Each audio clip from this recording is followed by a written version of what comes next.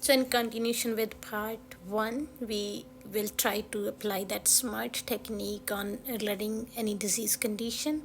So I alphabetically picked one disease that comes to my mind as Addison disease. So when we say it's Addison disease, from A we can relate it's related to adrenal gland. So from the knowledge of anatomy and physiology, we know adrenal gland have adrenal cortex and adrenal medulla. So this condition is related to adrenal cortex. When we talk about causes, autoimmune cause is the prominent one in this condition. So it's again related to A, autoimmune.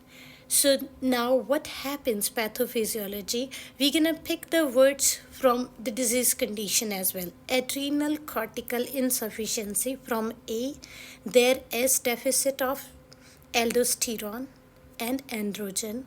From C, there is deficit of cortisol, cortisone or corticosterone, right? So we are trying to relate the things with the disease conditions, the name or the word we are picking, that is working smartly. So in exam condition, when you're like in that anxious environment, you're like, okay, Addison, adrenal gland, adrenal cortex, aldosterone, androgen, and corticosterone, right? So next we will move to the pathophysiology of the disease.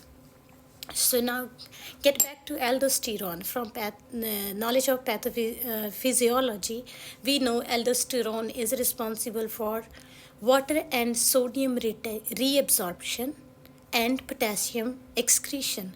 So in this condition, we don't have sufficient aldosterone. So what happens? Body is excreting excess of the water, leading to dehydration, more of the sodium leading to hyponatremia, but body is retaining potassium leading to hyperkalemia, right? So it's a bit easy for us to recall these concepts.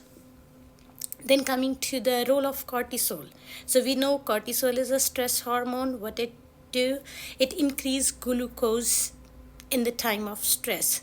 So in this disease condition, we don't have cortisol. So what happens in stressed conditions? There is decreased blood glucose leading to hypoglycemia. So that worked for me. Maybe that can work for you if you're gonna give it a try. It's a bit easy on our brain. We are not just scattering information all over the place. We are just trying to compact it, right? So rather than having a 22 kg baggage and moving around, we are trying to move with the backpacks.